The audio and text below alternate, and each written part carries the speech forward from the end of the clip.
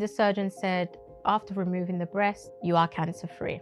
Whilst I was going through chemotherapy, I was referred to a plastic surgeon. They were telling me how they were going to use animal mesh thing. In fact, I've researched that I can have something called Galaflex mesh or a synthetic mesh. When you're going through any journey, hospital, doctors or whatever, research what they are saying, understand what they're going to do, understand what method they're going to use.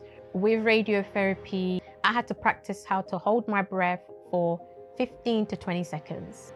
I couldn't drive because I was in pain. I would say that sleeping is not easy, even presently in 2025. My vitamin D was very low.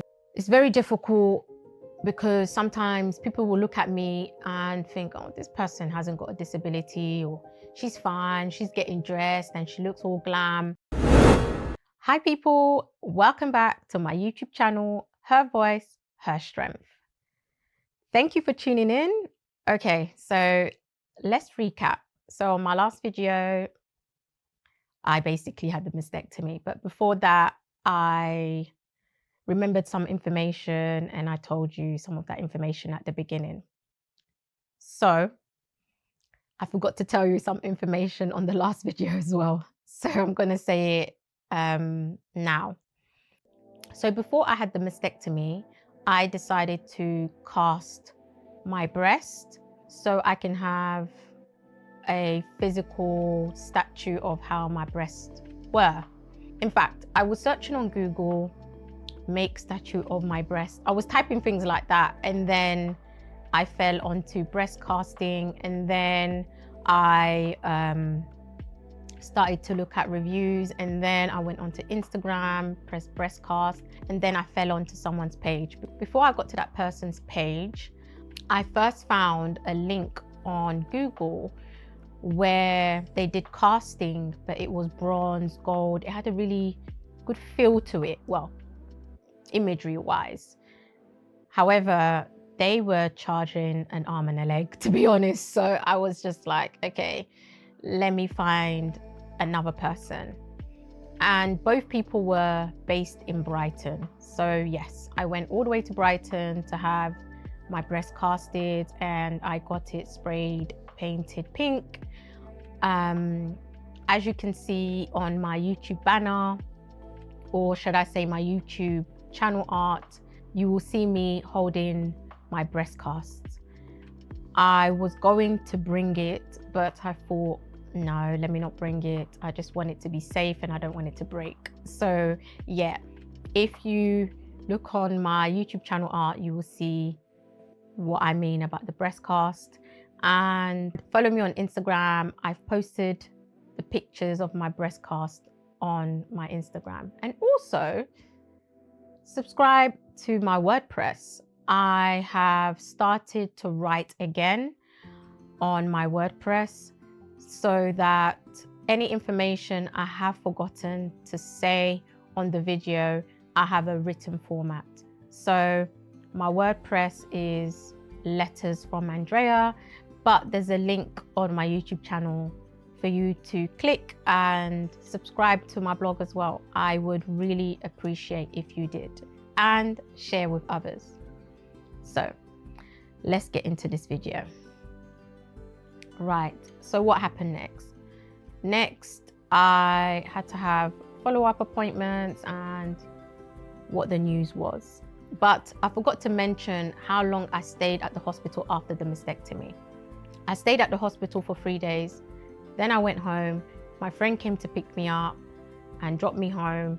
I went home with the blood clot socks. They gave me a few pairs of that. And also I was given a softy sponge. So it was very soft and I could put it through bras, but I didn't have these bras to put these softies. So I had to do a lot of researching and shopping and all of that stuff. But I had to walk around with one breast because I really didn't know what to do. I wasn't really given sites to get these special bras. I didn't know, so I was just going along with, okay, I have to try and get used to being one-breasted for now. So what I did do I was looking for tops that were a bit dramatic at the front. So that's what I was wearing in the interim before I can research what bras will be suitable for me to use the softie that I was given. Also, I had physiotherapy in the hospital. The physiotherapy team came and they got me out of bed. They told me I should practice getting out of bed myself and sitting down. They told me to practice washing. There was an assisted chair in the bathroom. And yeah, so that's what happened actually whilst I was in the hospital for 3 days. The physiotherapist as well told me how to stretch, what I needed, if I needed any support in the bath. Did I have a walk-in shower or did I have a bathtub? And I did have a bathtub. I was referred to some kind of therapist that comes to assess what support you need in the house. I forgot what they're called. If I do remember, I'll probably mention it on another video. So I went home. Blood clot socks I had to wear them as well for 2 weeks. And then I had an appointment with my surgeon and I had an appointment with my oncologist, well, follow-up appointments.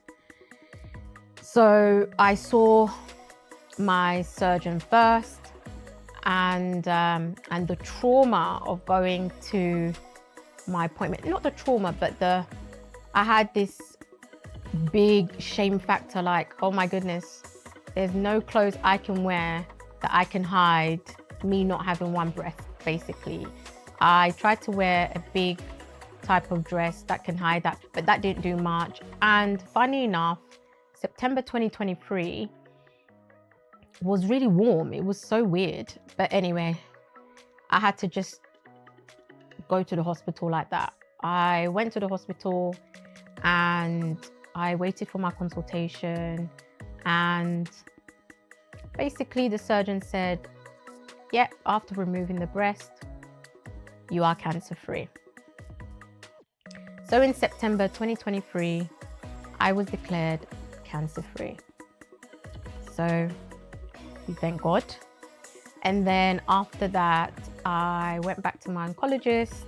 Well, actually, they told me that I will need physiotherapy to stretch for my arm as well. And also, they told me that I will need follow-ups and potentially I will still require to have radiotherapy. I know it was something that was discussed vaguely whilst I was seeing my surgeons and oncologists and having appointments. I probably didn't say all the other appointments I had in detail. And whilst I'm talking now, I just remembered, I'm so sorry, but I just remembered that whilst I was going through chemotherapy, I keep going back, but unfortunately, this is what's happening. So please bear with me, like I keep saying. Whilst I was going through chemotherapy, I was referred to a plastic surgeon because originally I wanted to have reconstruction straight away after having the mastectomy. And they were telling me how they were going to use some animal mesh thing. And luckily, I told them, no, I'm not going to have this animal mesh. In fact, I've researched that I can have something called Galaflex mesh or a synthetic mesh. And this is the thing, right? I feel like the plastic surgeon was like, how does this person know all this information? What I would advise is that when you're going through any journey, hospital, doctors or whatever, research what they are saying, understand what they're going to do, understand what method they're going to use when doing surgery, anything to do with performing a surgery on your body. Make sure you check what it entails because it's very important. Anyway, the only reason why I knew what mesh was going to be used is because of the previous surgeon I had. I had a female surgeon I was seeing before. However, me and her didn't really get along, to be honest. I was always pushing back, and eventually I chose to go with a male surgeon. Anyway, so yeah, with this plastic surgeon, I just said, yeah, why can't you use Gala Flex? They were like, oh, we don't use that, but we can use synthetic mesh and all of that. As you've done all the research, maybe you need to find another plastic surgeon who can use the type of mesh you want. And she was telling me that the animal mesh, they use it because it heals quicker and faster and it's more expensive. However, I told her actually it's not.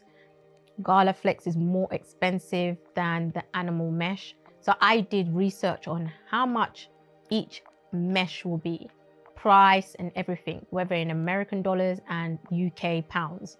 So it's very important to just do your research thoroughly.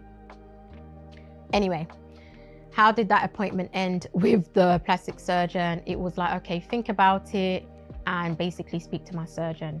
Anyway, before the surgery, I did have the conversation with my surgeon. He said I should have reconstruction after I have radiotherapy, but give it some time, like a year of the anniversary of having radiotherapy. So that is what my surgeon advised me. And the reason why, I asked him why, and he explained the analogy of if you have a wound and you keep poking it, it's not going to heal.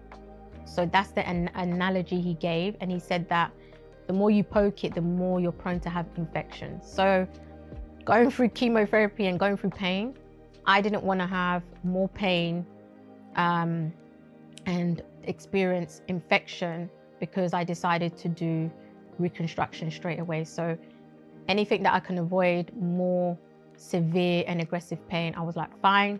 What he said made logical sense. So I agreed with that and I decided to have delayed reconstruction. And right now I haven't had reconstruction. And we'll speak about that somewhere in the future maybe.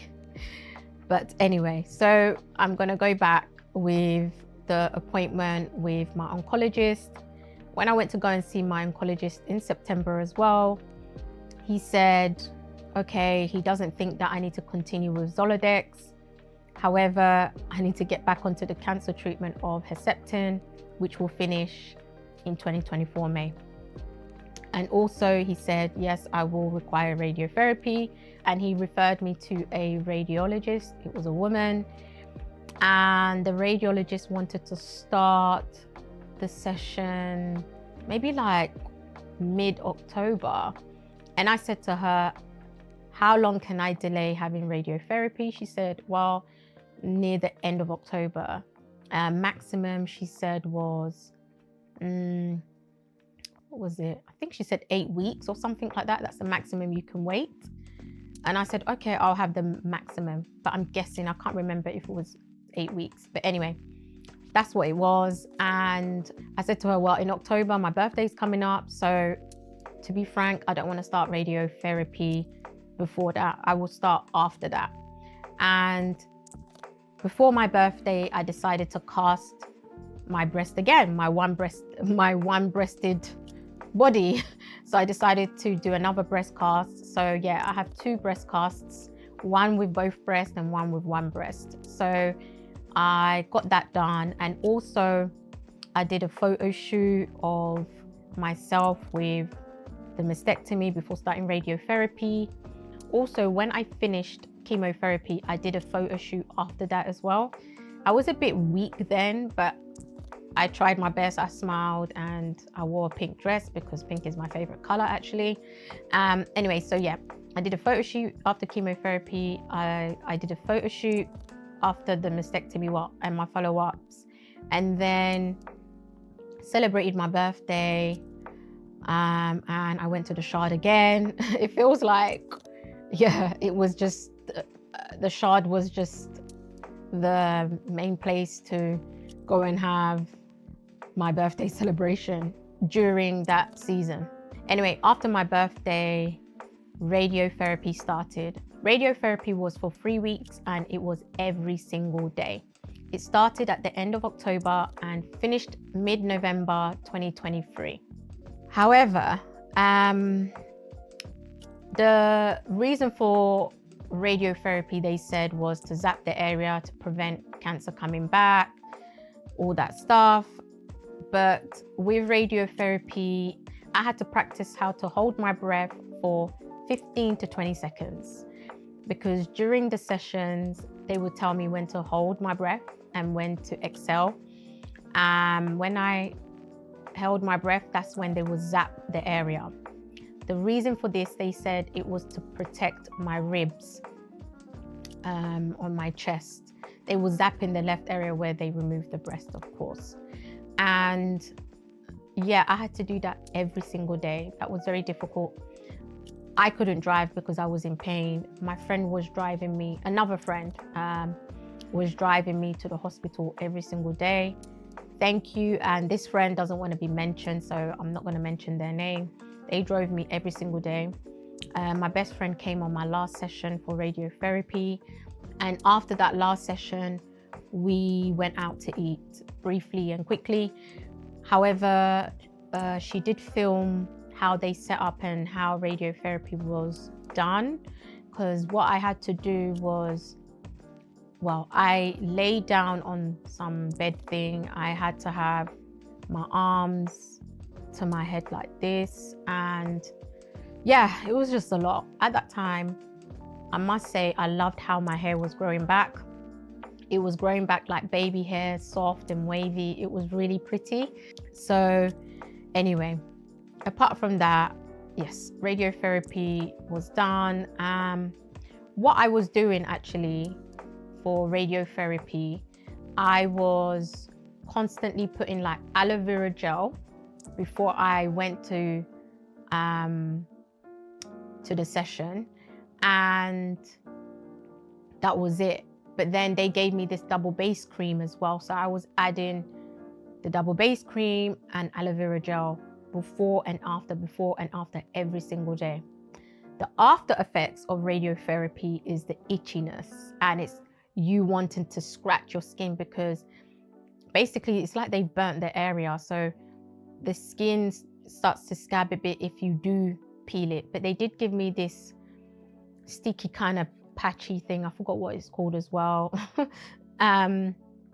Yeah, they gave me that, and my skin did get itchy, but I was like, okay, I can't itch. And I told my radiologist that, and she said, oh, take, I don't know, it's a medication where you can take if you have hay fever or irritation. I can't remember what it's called. See, I can't remember some of these medications.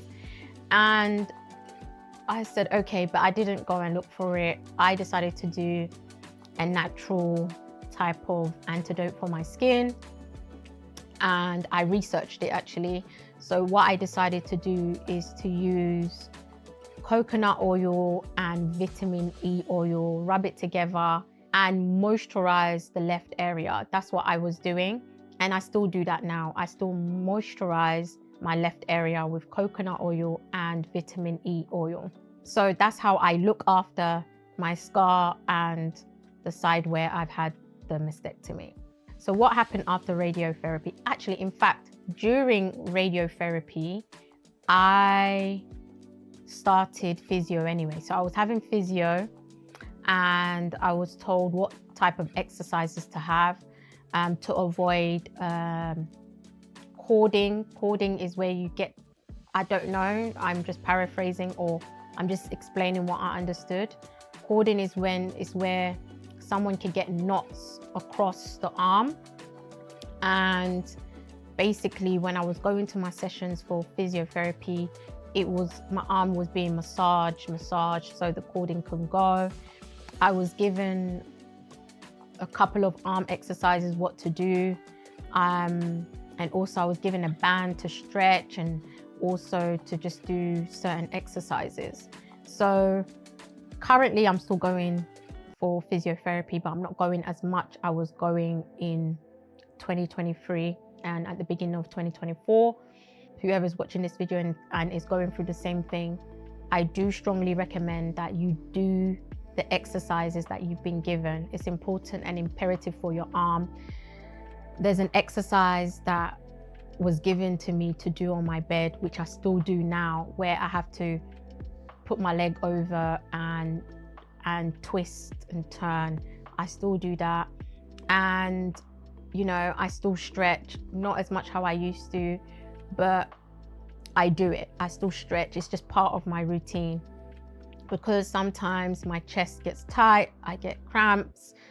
And to be honest, I would say that sleeping is not easy, even presently in 2025.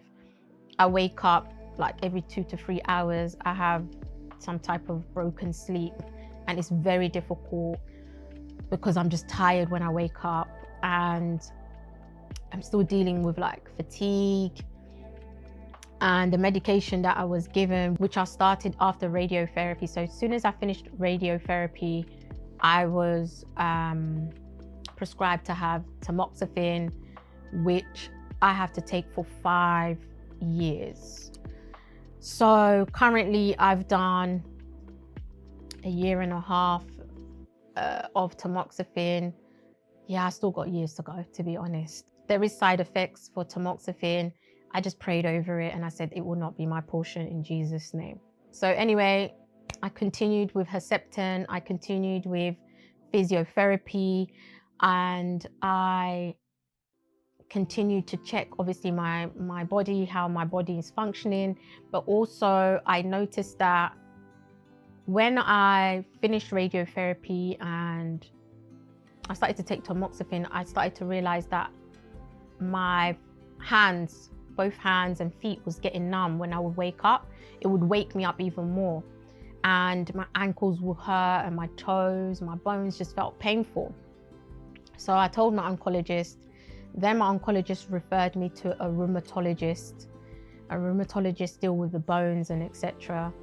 The rheumatologist asked me, did I take any vitamins during chemotherapy? I said no. She said, potentially because you didn't take any vitamins like vitamin D during chemotherapy, that's probably why your bones hurt. We're going to do a blood test. We're going to check your deficiencies.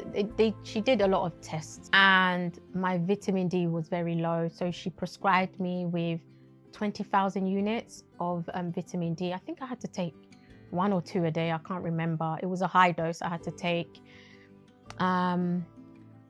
From doing that, she said, once I complete it, if my wrist and my feet or my ankles do not improve, I should come back. And everywhere did improve except for my right wrist. My right wrist was so painful. I couldn't bend my arm that way. It was just in so much pain. So she said, okay, what they will have to do is to do a what's it called, like an injection through my wrist here. I forgot what they call the procedure, but basically they put like an injection, a steroid injection through your wrist. It's very painful. I believe I put the video on my Instagram, I'm not sure. And it's basically to stop the pain.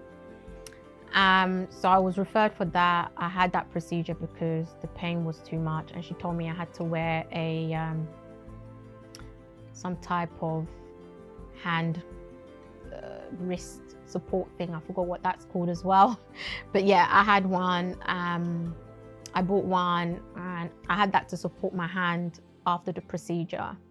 So yeah, so the after effects of chemotherapy is just, you just don't know. Whatever you experience, you just have to check it with the doctors and yeah, and say this is what's happening and so forth, and they will they should anyway support you and refer you to the right place. So after that hurdle as well, mind you, during that hurdle, I still had to go through Herceptin, like I keep on repeating. Probably I'm thinking I'm forgetting what I'm saying. But yeah, I continued with Herceptin and it was every 3 weeks. And then, yeah, the date in May came for the last session of Herceptin. And you know what? I had a little cry that, oh my goodness, this part of this journey is over. It's going to be over. Throughout this journey, every single time I completed a section, I thought, okay, I need to celebrate that section. So that's why I did photo shoots and etc. So when I finished the last cancer treatment of Herceptin, I already pre-planned like photo frame things, confetti, you know, I had pink boxing gloves. There's a video on my Instagram, everything's my Instagram, so follow me and like or share with others. The video is there, it's pinned on my page. So yeah, I had like a proper prop planned out for how I wanted it to be. I did a little dance to I have a very big God.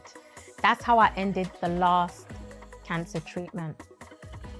I took myself out to eat and I felt alone actually. I felt very alone because I was by myself at the end, but I'm very grateful that my brother, my best friend, Nada, my other friend came to the hospital. They were there filming, taking pictures with me. And the breast cancer nurse is the one that popped the confetti. Like, yeah, it was like a little mini celebration and they allowed me to do a little dance. So yeah, I'm just grateful that I was able to do that. It was a very emotional moment. And yeah, I thought I deserved to go and eat and celebrate this last bit of the journey. But the journey continues because I have to continue taking tamoxifen and I have to contact the NHS hospital where they've frozen my eggs as well. So I'm still on a journey, although people think, yep, well, some people think that, yep, this is over and that's it. I'm still on a journey and yeah, it's very difficult because sometimes people will look at me and think, oh, this person hasn't got a disability, or she's fine, she's getting dressed and she looks all glam. Trust me, every week is very difficult. It's very difficult to walk into a bathroom where there's no bathtub. Oh yeah, I didn't mention, I had to fight to be moved to a ground floor flat as well.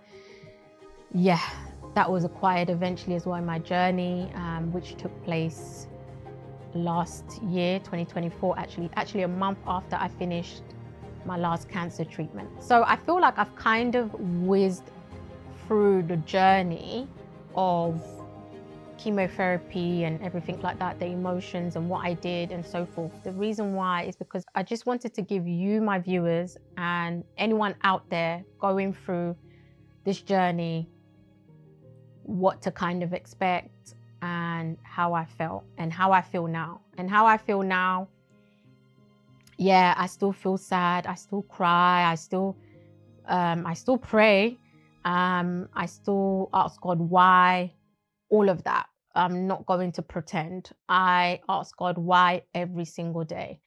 It's hard because I don't know if I'm ever going to get that answer. However, I am still going to gladly say, this is how God and I beat breast cancer. Thank you for watching this video. Thank you for tuning in. Don't forget to subscribe and don't forget to like this video. I'll see you again on another video. And I don't know what I'm going to talk about. I don't know if I'm going to talk about other things that I missed or what to expect or what people said to me. But anyway, you'll see me on another video. So thank you once again and bye.